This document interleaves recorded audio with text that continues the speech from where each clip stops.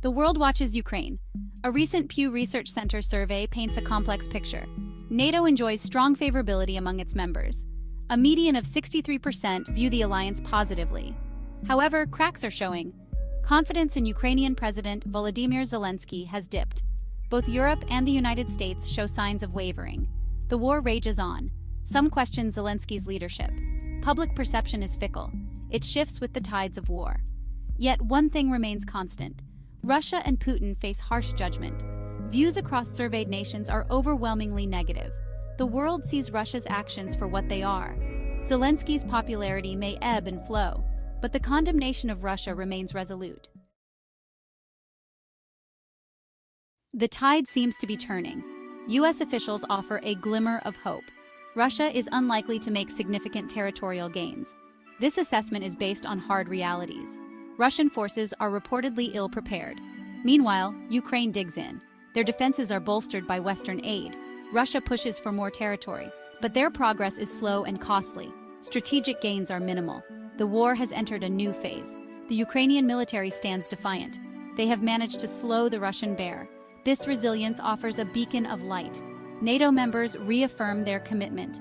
They will defend Ukraine. They will deter Russian aggression. And the dream of NATO membership for Ukraine, it remains alive.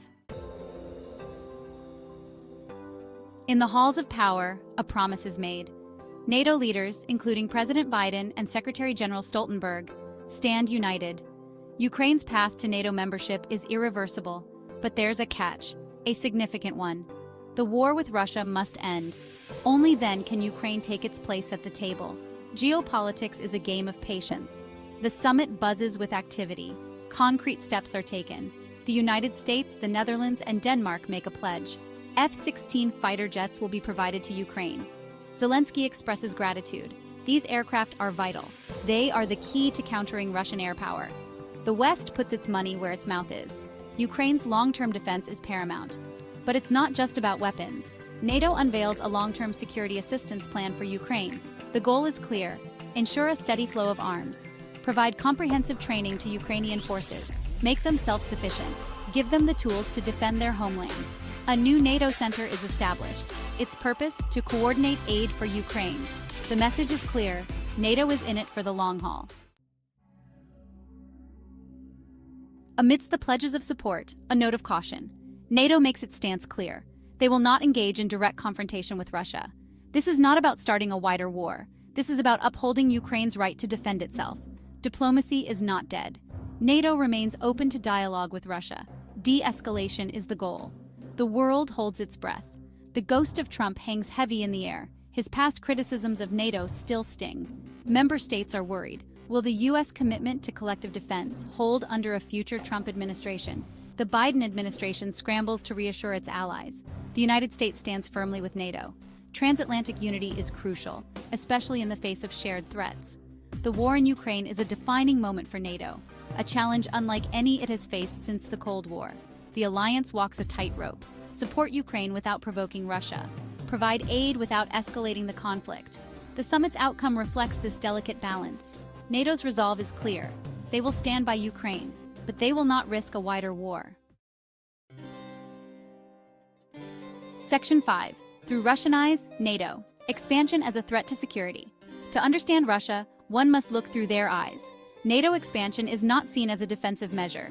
It is viewed as a direct threat, a provocation, a move to encroach on their sphere of influence. Each step eastward is met with suspicion and anger. The potential for Ukraine to join NATO is a red line. Ukraine is not just another country. It is inextricably linked to Russia, historically, culturally, emotionally. The Kremlin sees NATO's presence in Ukraine as an existential threat, a betrayal. Russia points to broken promises, assurances made during the collapse of the Soviet Union. NATO, they argue, pledged not to expand eastward. NATO claims no such formal agreement existed, but for Russia, the perception is reality. They see themselves as encircled. Their security, they believe, is at stake. History casts a long shadow. Russia has been invaded from the West before. They crave a buffer zone, a ring of friendly states along their borders. The current conflict in Ukraine is the culmination of decades of mistrust, a clash of ideologies, a struggle for dominance in Eastern Europe.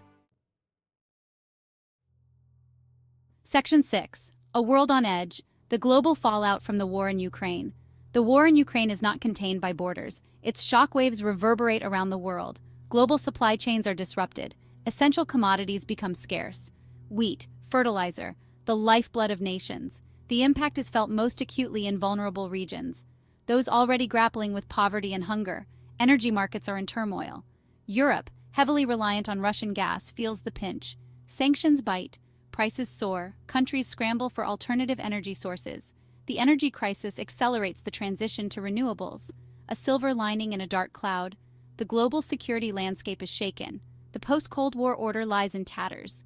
The specter of nuclear war looms large. Miscalculation is a constant threat. Countries reassess their alliances. Military spending increases. The world feels a collective shiver of unease. Section 7. A chasm of mistrust. The uncertain future of NATO-Russia relations.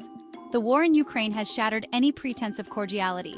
Relations between NATO and Russia are at their lowest point since the Cold War.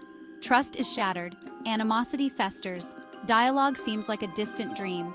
NATO's actions have only deepened the divide, bolstering their military presence in Eastern Europe, providing Ukraine with weapons. Russia sees this as confirmation of their worst fears. NATO, they believe, is committed to their destruction. The Kremlin responds in kind. Military forces are amassed in their western regions. Veiled threats of nuclear escalation are issued. The future looks bleak. The risk of miscalculation is high. Finding a path to peace seems like an insurmountable task.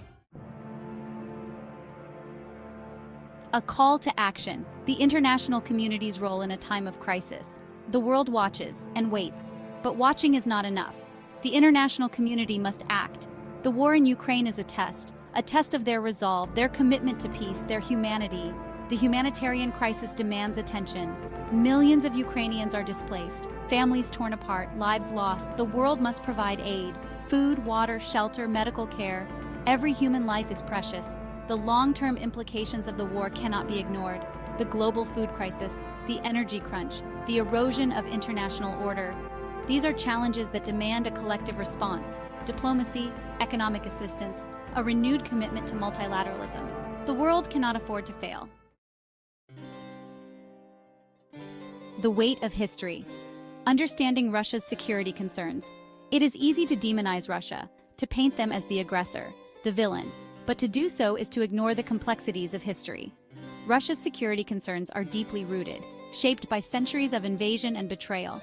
The memory of World War II still burns bright, the Great Patriotic War, as it is known in Russia. Millions perished. Their sacrifice is honored, their memory a sacred duty. Russia's fear of invasion from the West is not irrational, it is visceral. NATO expansion is seen as a threat, a broken promise, an encroachment on their sphere of influence, a betrayal of trust. Whether these fears are justified is irrelevant. What matters is that they are real, and they drive Russian policy. The price of war, the human cost of the conflict in Ukraine. Behind the headlines, behind the geopolitical maneuvering, there are people, real people, caught in the crossfire of a war they did not choose. Their lives shattered, their futures uncertain. Families huddled in subway stations seeking shelter from the bombs. Children saying goodbye to their fathers, sent off to fight. The elderly left to fend for themselves, their world turned upside down. The physical scars of war will heal, eventually. But the psychological trauma will linger. The memories will haunt them. The loss will never truly fade. These are the human costs of war, the ones that are often forgotten.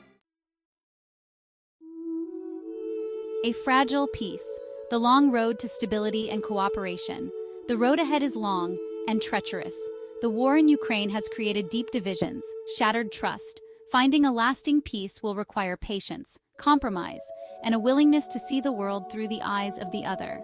The international community must play a leading role, facilitating dialogue, building bridges, creating a space for reconciliation, punishing the guilty, protecting the innocent, upholding the rule of law. The alternative is unthinkable. A world consumed by conflict, where might makes right, where the strong prey on the weak. The stakes are too high, the consequences too dire. We must choose peace.